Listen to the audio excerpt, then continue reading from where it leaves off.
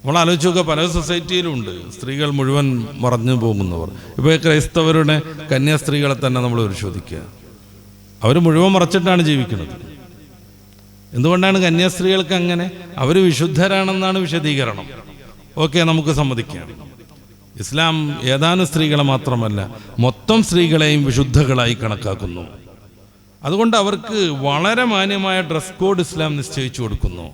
വിശുദ്ധകളാകയാൽ കന്യാസ്ത്രീകൾക്ക് dress പൂർണ്ണമായും ധരിക്കേണ്ടി വരുന്നുവെങ്കിൽ ആ dress തലയിൽ നിന്നൊന്ന് എടുത്താൽ പരീക്ഷയ്ക്ക് പ്രവേശിക്കാം എന്ന് നിയമം വരുമ്പോൾ ആ ഡ്രസ്സ് മാറ്റൽ ഒരിക്കലും സാധ്യമല്ല, പരീക്ഷ മുടങ്ങിയാലും കുഴപ്പമില്ല എന്ന് വിചാരിക്കാൻ മാത്രം തീവ്രമാണ് അവരുടെ ഡ്രസ് കോഡെങ്കിൽ, എല്ലാ സ്ത്രീകളെയും വിശുദ്ധരായി കണക്കാക്കുന്ന, വിശുദ്ധകളായി കണക്കാക്കുന്ന പരിശുദ്ധ ഇസ്ലാമിനെ സംബന്ധിച്ചിടത്തോളം എല്ലാ സ്ത്രീയും തലമറച്ചിരിക്കണം. പുറത്തിറങ്ങുമ്പോൾ അവൾക്ക് തലമറക്കാതിരിക്കാൻ പറ്റുന്ന മറ്റു രീതിയിലുള്ള ഔറത്തുകൾ പ്രകടിപ്പിക്കാൻ പറ്റുന്ന രംഗങ്ങളുണ്ട്. അതും കൃത്യമായി പരിശുദ്ധ മതം പറഞ്ഞിട്ടുണ്ട്. സൂറത്തു അന്നൂറിന്റെ 31-ാം വചനം വളരെ ദീർഘമായൊരു സൂക്താണ്. ആരുടെയൊക്കെ മുന്നിൽ ഈ പൂർണ്ണമായ ഔറത്ത് ഉപേക്ഷിക്കാമെന്ന് കൃത്യമായി ആ വാക്യത്തിൽ അള്ളാഹു വിശദീകരിക്കുന്നുണ്ട്. സമയാനുസരണം നമുക്ക് അങ്ങോട്ട് പോകണം. വിശുദ്ധകളായി പെണ്ണുങ്ങളെ മൊത്തം കാണുന്ന പരിശുദ്ധ ഇസ്ലാമിന് അവരെ മുഴുവൻ മൂടിയിട്ട് തന്നെ സംരക്ഷിക്കണം എന്ന നിയമം, അത് ഇസ്ലാം പറയുമ്പോൾ ആകെ മൊത്തം ഒരു വിവാദമാക്കിയിട്ട് മാറ്റുന്നത് എന്തിൻ്റെ പേരിലാണെങ്കിലും അനുവദിക്കാൻ കഴിയില്ല. ഇത് മതസൗഹാർദ്ദത്തിൻ്റെ നാടാണ്, മതസ്വാതന്ത്ര്യത്തിൻ്റെ നാടാണ്. ഇന്ത്യൻ ഭരണഘടനയെ നൽകുന്ന എല്ലാ അവകാശങ്ങളും അംഗീകരിക്കണമെന്ന് നിർബന്ധമായും അവകാശം എന്ന രീതിയിൽ തന്നെ നമുക്ക് പറയാൻ പറ്റുന്ന നാടാണ്.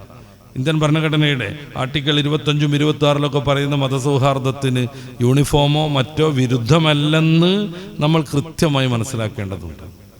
ഈ തലമറക്കുന്ന വിഷയത്തിലാണ് ഈ പുതിയ വിവാദങ്ങളൊക്കെ ഉണ്ടായത്.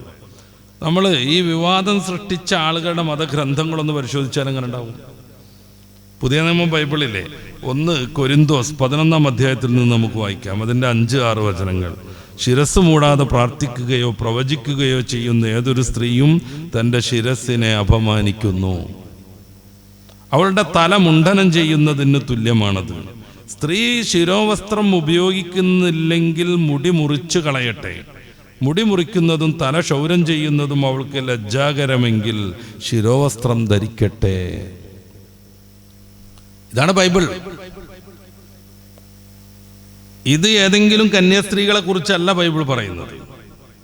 നേരെ മറിച്ച് ഏതൊക്കെ സ്ത്രീകളുണ്ടോ അവരെല്ലാവരും പാലിക്കേണ്ടത്, അവരുടെ ജീവിതത്തിൻ്റെ വിശുദ്ധിയുടെ ഭാഗമായി അവർ പാലിക്കേണ്ടത്. തല മറക്കുന്നില്ലെങ്കിൽ തല മുണ്ഡനം ചെയ്യണം എന്ന് പറയുന്ന ഏതെങ്കിലും ഒരു വേദഗ്രന്ഥം ലോകത്തുണ്ടെങ്കിൽ അത് ഈ ബൈബിൾ മാത്രമാണ്. തല മറക്കുന്നില്ലെങ്കിൽ തല മുണ്ഡനം ചെയ്യണം. ഇതിൻ്റെ തന്നെ കുറച്ച് താഴേക്ക് നമ്മളൊന്ന് പോയിട്ടുണ്ടെങ്കിൽ, പുരുഷൻ സൃഷ്ടിക്കപ്പെട്ടത് സ്ത്രീക്ക് വേണ്ടിയല്ല, സ്ത്രീ സൃഷ്ടിക്കപ്പെട്ടത് പുരുഷന് വേണ്ടിയാണ്. ഇതേ അധ്യായത്തിൻ്റെ 1 കൊരിന്തോസിന്റെ 11-ാം അധ്യായത്തിൻ്റെ 9-ാമത്തെ വാക്യാണത്. ഇനി അതിൻ്റെ തന്നെ ഈ അധ്യായത്തിൻ്റെ തന്നെ 13-ാമത്തെ വാക്യം വായിക്കാം. സ്ത്രീ തലമറക്കാതെ ദൈവത്തോട് പ്രാർത്ഥിക്കുന്നത് ഉചിതമാണോ എന്ന് നിങ്ങൾ തന്നെ തീരുമാനിക്കുവീൻ. ഇനി നമ്മുടെ പുതിയ കാലത്തുള്ള ചില കാര്യങ്ങൾ ഇതിൽ പറയുന്നുണ്ട്. നീണ്ട മുടി പുരുഷൻ അപമാനമാണെന്നും, നീണ്ട മുടി പുരുഷൻ അപമാനമാണെന്നും. ഈ വേദഗ്രന്ഥം കയ്യിൽ വെച്ചുകൊണ്ടാണ് ഒരു പെൺകുട്ടി തലമറച്ചു വരുന്ന സമയത്ത് ഇത് ആകെ ഭീകരതയാണെന്ന് അതേ തലയിൽ മറച്ചുകൊണ്ട് കുറെ ആളുകൾ പ്രഖ്യാപിക്കുന്നത്. വേദഗ്രന്ഥങ്ങളിൽ നിന്ന് ആരും അങ്ങനെ ഓടി രക്ഷപ്പെടാൻ പാടില്ല. ഈ ഒരു കാര്യത്തിൽ മാത്രമല്ല, നമ്മൾ ആഴത്തിൽ ചിന്തിക്കുകയാണെങ്കിൽ അഭിവാദ്യം ചെയ്യുന്നിടം മുതൽ ആരാധനകളിൽ വരെയും വേദഗ്രന്ഥത്തെ ദൂരേക്ക് നിർത്തുന്ന സമൂഹത്തെ നമുക്ക് കാണാൻ പറ്റുന്നു. യേശുക്രിസ്തു തൻ്റെ അനുയായികളെ കാണുമ്പോൾ അവരോട് ആശീർവാദമായി പറഞ്ഞത് നിങ്ങൾക്ക് സമാധാനം ഉണ്ടായിരിക്കട്ടെ എന്നാണ്.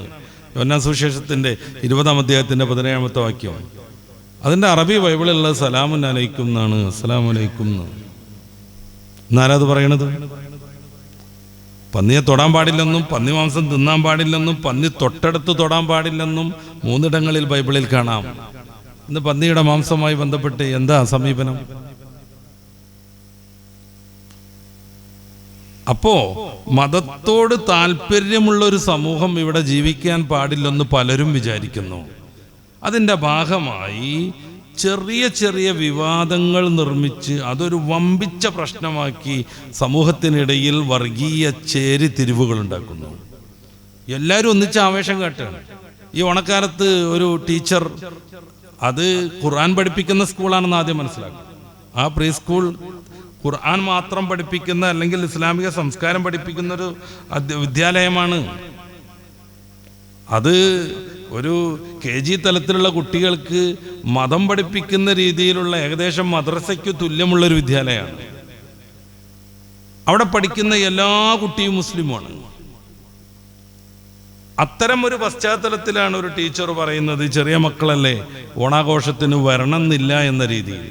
അവരുടെ വാക്ക് മുഴുവൻ എൻ്റെ ഓർമ്മയിലില്ല, അവരെന്തൊക്കെ പറഞ്ഞു എന്ന് എനിക്കും അറിയില്ല. അത് അതിൻ്റെതായ പശ്ചാത്തലത്തിൽ മനസ്സിലാക്കാതെ എന്തൊരു വിധത്തിലുള്ള പ്രക്ഷോഭങ്ങളാണ് കേരളത്തിലുണ്ടായത്, എന്തൊരു രീതിയിലുള്ള പ്രക്ഷോഭങ്ങളാണ് കേരളത്തിലുണ്ടായത്.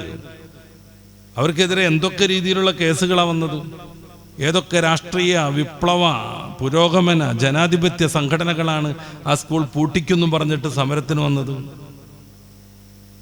പക്ഷെ ഇന്നലെ ആ ബഹളങ്ങളൊന്നും നമ്മൾ കാണുന്നില്ല. ഇതിനേക്കാൾ മാരകമായ, ഇതിനേക്കാൾ വളരെ ഗൗരവമായ, ഇന്ത്യൻ ഭരണഘടനയ്ക്ക് പോലും വിരുദ്ധമായ, അതുകൊണ്ടാണല്ലോ വിദ്യാഭ്യാസ മന്ത്രി പറഞ്ഞത് അവരുടെ പക്കൽ വലിയ വീഴ്ച വന്നു എന്ന്. അദ്ദേഹം സ്വന്തമായിട്ട് പറഞ്ഞതല്ല, എറണാകുളം ജില്ലാ വിദ്യാഭ്യാസ ഡയറക്ടർ അന്വേഷിച്ച് റിപ്പോർട്ട് കൊടുത്തതാണ്. ഈ പ്രശ്നത്തിൽ, ഈ തട്ടം വിവാദം പ്രശ്നത്തിൽ ആ സ്ഥാപനത്തിന് വലിയ വീഴ്ച വന്നു, മാനേജ്മെന്റിന് വലിയ തെറ്റ് സംഭവിച്ചു എന്ന്. പക്ഷെ എന്നാലും പ്രക്ഷോഭകരെ നമ്മൾ കാണുന്നില്ല. എന്നല്ല, സമവായം എന്ന പേരിൽ പ്രമുഖരെല്ലാവരും കൂടെ ഒരുമിച്ച് കൂടി ചർച്ച ചെയ്ത് ആ പെൺകുട്ടിയുടെ പിതാവിനെ പ്രകോപിപ്പിച്ചോ ഇനി കുട്ടി തട്ടടാതെ പൊയ്ക്കോളാം എന്ന തീരുമാനത്തിലേക്ക് എത്തിയിരിക്കുകയാണ്. ഇതാണ് സമവായം.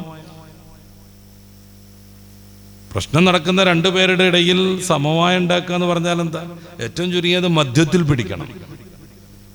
ഇത് ഒരു ടീമിന്റെ വാദം ഒന്നിച്ച് അംഗീകരിപ്പിച്ച് ഇനി ഈ വിവാദത്തിനൊന്നുമില്ല, എൻ്റെ കുട്ടി ഇനി ഡ്രസ്സ് ധരിക്കാതെ പൊയ്ക്കോളാം എന്നൊരാളെ കൊണ്ട് സമ്മതിപ്പിക്കുന്നതിൻ്റെ പേരാണ് സമവായം. വിവാദങ്ങളൊന്നുമില്ല. നേരെ മറിച്ച് ഇസ്ലാം സമൂഹത്തിൽപ്പെട്ട ഏതെങ്കിലും ഒരാൾ നിർദോഷകരമായൊരു തീരുമാനം പറഞ്ഞാൽ പോലും അത് കത്തിക്കാനും വലിയ പ്രക്ഷോഭം നടത്താനും സ്ഥാപനം പൂട്ടിപ്പിക്കാനും എല്ലാ ജനാധിപത്യ പുരോഗമനവാദികളുണ്ട്. ഇത് സമൂഹത്തിൽ വൈരുദ്ധ്യം സൃഷ്ടിച്ച്, വിഭാഗീയത സൃഷ്ടിച്ച്, മതപരമായ ഭിന്നതകൾ സൃഷ്ടിച്ച്, തമ്മിലടിപ്പിച്ച് അതിൽ നിന്ന് വൃത്തികെട്ട രീതിയിൽ ഫലം കൊഴിയാനുള്ള പലരുടെയും ശ്രമമാണെന്ന് ഉന്നതന്മാരാകുന്ന ആളുകളൊക്കെ തിരിച്ചറിയേണ്ടതുണ്ട്.